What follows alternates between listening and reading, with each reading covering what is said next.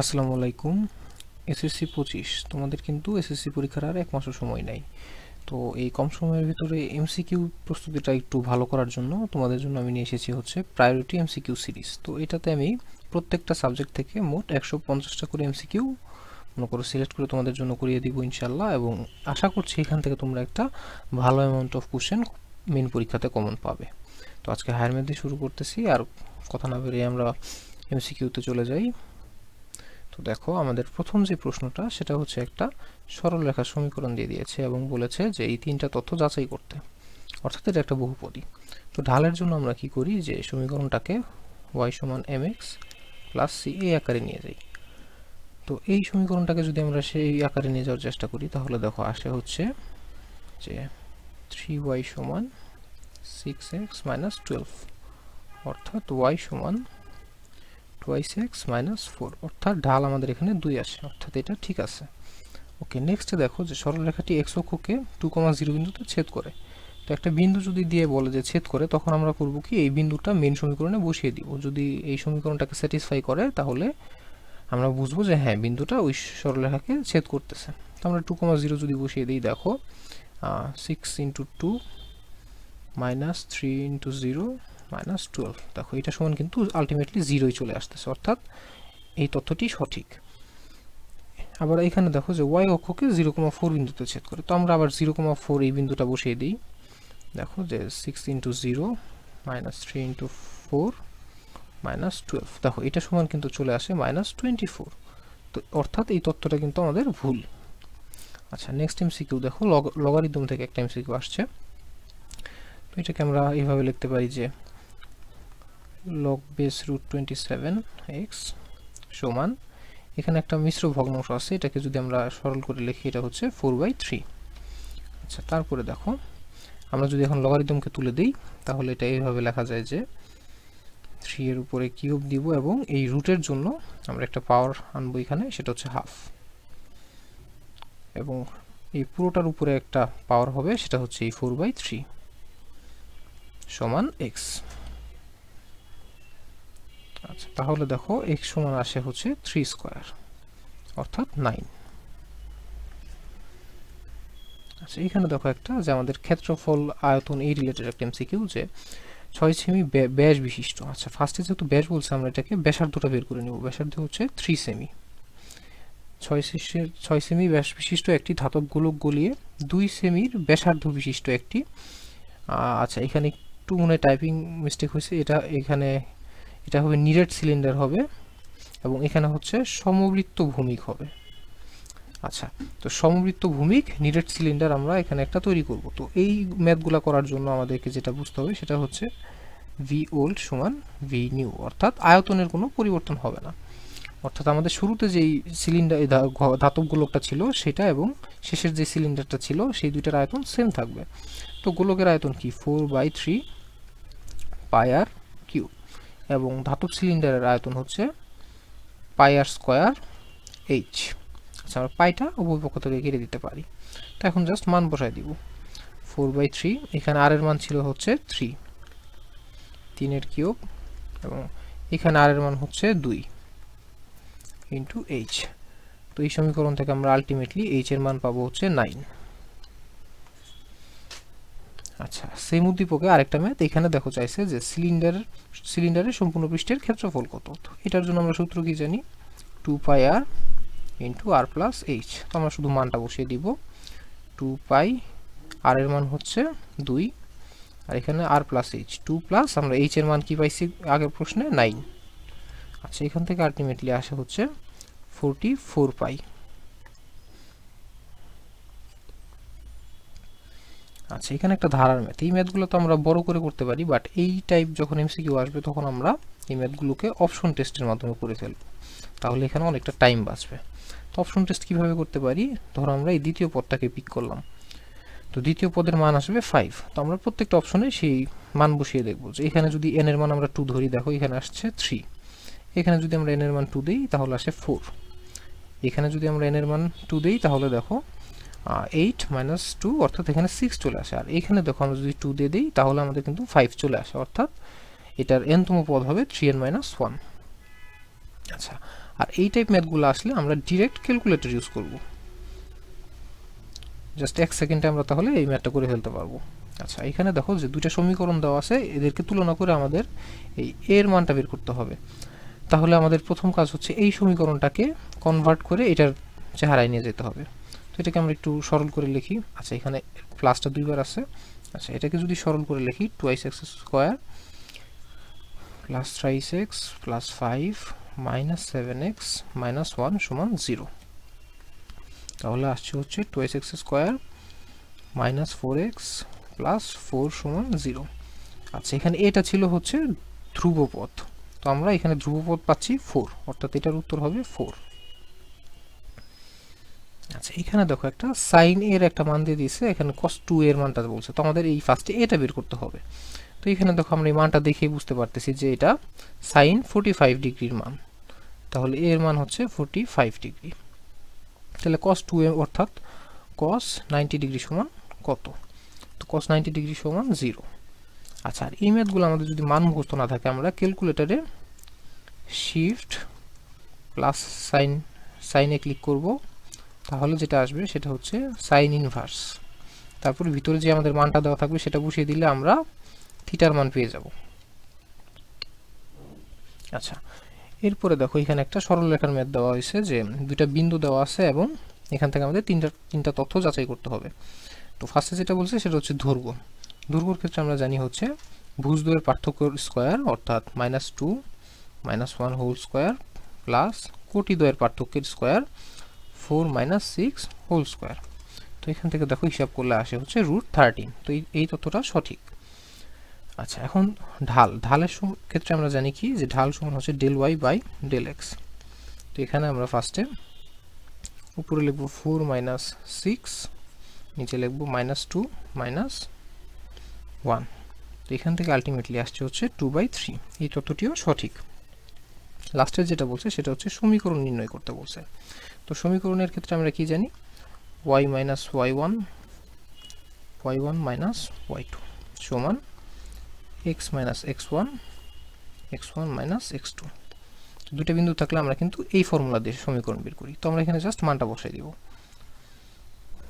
y -4/4 6। আচ্ছা, এখানে মাইনাসে মাইনাসে প্লাস হয়ে যাবে।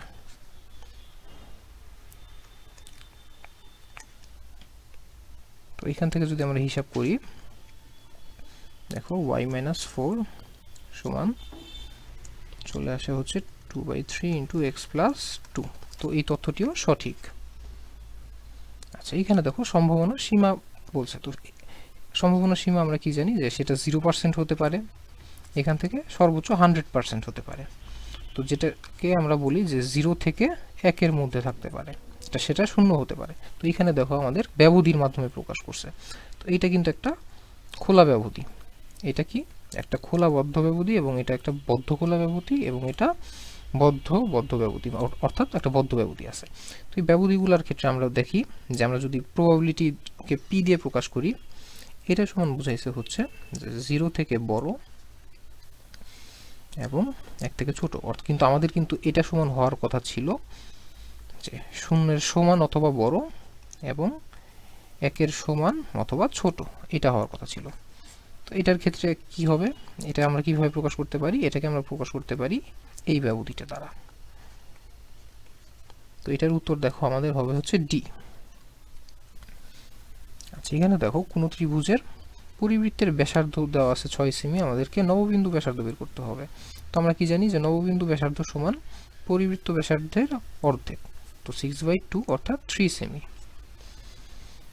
আচ্ছা, এখানে দেখো একটা নিরপেক্ষ ছক্কা নিক্ষেপ করলে বিজোড় আসার সম্ভাবনা কত। তো আমরা এই সম্ভাবনার সূত্র কি জানি, যে অনুকূল ঘটনা বাই মোট ঘটনা। তো এখানে আমরা জাস্ট মান বসাবো। দেখো এখানে অনুকূল ঘটনা বলতে আমাদের বিজোড় সংখ্যা 1 থেকে 6 এর মধ্যে আছে 3টা, আর মোট ঘটনা 6। তো এটার উত্তর হবে হাফ। আচ্ছা, নেক্সট প্রশ্ন দেখো। আচ্ছা, এখানে একটা বিস্তৃতির ম্যাথ আছে। তো এই টাইপ ম্যাথ আমরা কি জানি, যে ঘাত যত থাকে তার চেয়ে একটা বেশি থাকে। তো অনেকে কিন্তু এটা 6 দাগাবে, কিন্তু এটা কিন্তু 6 হবে না। দেখো, কারণ এর ভিতরে যে রাশিটা আছে এটাকে কিন্তু আরেকটু সিম্পলিফাই করা যায়। আচ্ছা, এইটুক দেখলে তোমরা বুঝতে পারবে যে এখানে কিন্তু অ্যাকচুয়ালি আছে হচ্ছে x minus one whole square, তার উপরে পাওয়ার হচ্ছে 5। তো আলটিমেটলি এটা সমান লেখা যায় হচ্ছে যে X minus one to the power 10। তো যখন ঘাত 10 থাকবে আমাদের পদ সংখ্যা হবে 10 প্লাস 1 অর্থাৎ 11।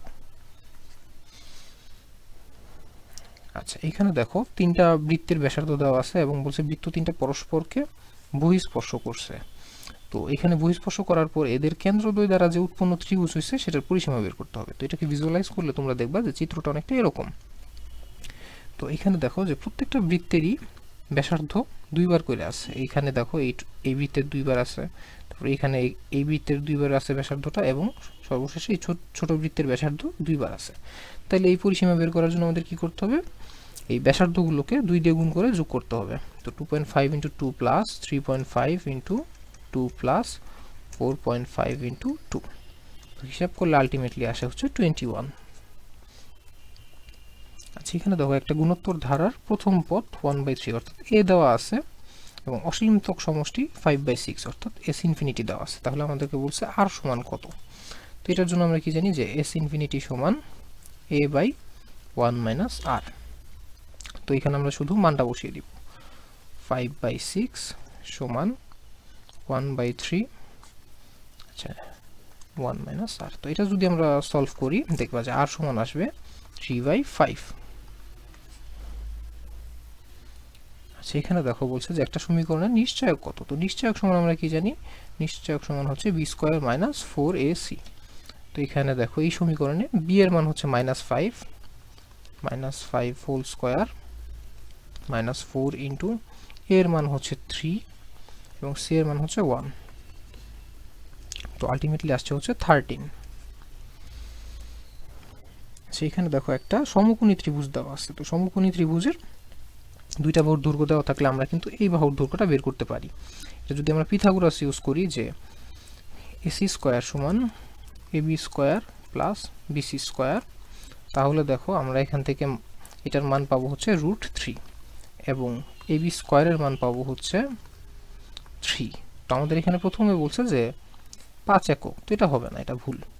তারপরে দেখো আমাদের এখানে একটা ত্রিকোণমিতিক অনুপাত দিয়ে দিচ্ছে। তো আমরা এটাকে একটু সলভ করি, সরল করি। তো 2 cos থিটা সমান √3, এই √3টা আমরা এখানে যাই বিয়োগ করে দিছি। আচ্ছা, তাহলে cos থিটা সমান আসবে হচ্ছে √3/2। আচ্ছা দেখো এই থিটা কোণের সাপেক্ষে যখন আমরা cos হিসাব করব তখন হচ্ছে ভূমি √3 এবং অতিভুজ 2, অর্থাৎ এই তথ্যটি সঠিক আছে। আচ্ছা, লাস্টের তথ্য দেখো, এটাকে যদি আমরা একটু সলভ করি যে sin থিটা সমান 2 মাইনাস 2, এখানে আমরা cos স্কয়ারের মান বসিয়ে দিব। cos এর মান আমরা যেটা পাইছি যে √3/2 হোল স্কয়ার। তো এটাকে যদি আমরা একটু সরল করার চেষ্টা করি, 2 মাইনাস 2 ইন্টু 3/4, তো এখান থেকে আলটিমেটলি আসবে হচ্ছে হাফ। দেখো সাইন থিটা, আমরা যদি এই থিটার সাপেক্ষে সাইন হিসাব করি তাহলে দেখো লম্ব হচ্ছে 1 এবং অতিভুজ হচ্ছে 2, অর্থাৎ এই তথ্যটিও সঠিক আছে। আচ্ছা দেখো নিচের রাশিগুলো লক্ষ্য করতে হবে, মানে এখান থেকে কোনগুলো সঠিক সেগুলো আমাদের বের করতে হবে। তো 6 ফ্যাক্টোরিয়াল মানে কি জানি 1 ইন্টু 2 ইন্টু 3 এভাবে করে 6 পর্যন্ত গুণফল। তো এটা যদি আমরা ক্যালকুলেটর হিসাব করে দেখি যে হ্যাঁ এটার উত্তর 720 আসবে, এটা ঠিক আছে। তারপরে দেখো 6c0। আচ্ছা, এই জিনিসটা বলতে কি বুঝি, এই জিনিসটা হচ্ছে এনসিআর থেকে আসছে, যে এনসিআর সমান আমরা জানি n factorial by n minus r factorial into r factorial. তো এখানে আমরা মানটা বসিয়ে দিই 6 ফ্যাক্টোরিয়াল, তারপরে এখানে আছে হচ্ছে 6 মাইনাস 0 অর্থাৎ আবার 6 ফ্যাক্টোরিয়াল ইন্টু 0 ফ্যাক্টোরিয়াল। তো এটা কাটাকাটি গেলে আমাদের আলটিমেটলি থাকবে হচ্ছে 1। আচ্ছা, আর আরেকটা জিনিস যেটা জানতে হবে সেটা হচ্ছে 0 ফ্যাক্টোরিয়াল সমান 1, এটা আমাদেরকে মুখস্থ রাখতে হবে। আচ্ছা, তাহলে দেখো এটার উত্তর আসছিল 1 এবং এখানে বলছে 0 ফ্যাক্টোরিয়াল যেটা সমানও 1, অর্থাৎ এই তথ্যটি সঠিক। আচ্ছা, আর এখানে যেটা আছে সেটা হচ্ছে আমরা ফার্স্টে n6c1 দিয়ে দেখি যে উপরে হবে 6 ফ্যাক্টোরিয়াল, নিচে কি হবে 6 মাইনাস 1 অর্থাৎ 5 ফ্যাক্টোরিয়াল ইন্টু 1 ফ্যাক্টোরিয়াল। আচ্ছা, এই 6 ফ্যাক্টোরিয়ালকে আমরা লিখতে পারি হচ্ছে এইভাবে যে 6 ইন্টু 5 ফ্যাক্টোরিয়াল, নিচে 5 ফ্যাক্টোরিয়াল ছিল এবং 1 ফ্যাক্টোরিয়াল সমান 1। তো এটা যদি আমরা কাটাকাটি করি দেখো আলটিমেটলি 6 আসছে। আচ্ছা, তারপরে যেটা বলছে সেটা হচ্ছে এই 6c5। তো 6c5 সমান কীভাবে আমরা লিখব, যে উপরে 6 ফ্যাক্টোরিয়াল, তারপরে নিচে হচ্ছে 6 মাইনাস 5 অর্থাৎ 1 ফ্যাক্টোরিয়াল ইন্টু আর হচ্ছে এখানে 5 অর্থাৎ 5 ফ্যাক্টোরিয়াল। তো এটাও দেখো আমরা যদি ওই 6 ইন্টু 5 এইভাবে লিখে কাটাকাটি করি এটার উত্তর আলটিমেটলি 6 আসে। তো এই তথ্যটিও সঠিক আছে। তো এই ছিল এই ভিডিওটা, আমরা এটা কয়েকটা পার্টে শেষ করব ইনশাল্লাহ। তো নেক্সট ভিডিও খুব দ্রুতই আসবে। তো সবাই ভালো মতো পড়াশোনা করো। আসসালামু আলাইকুম।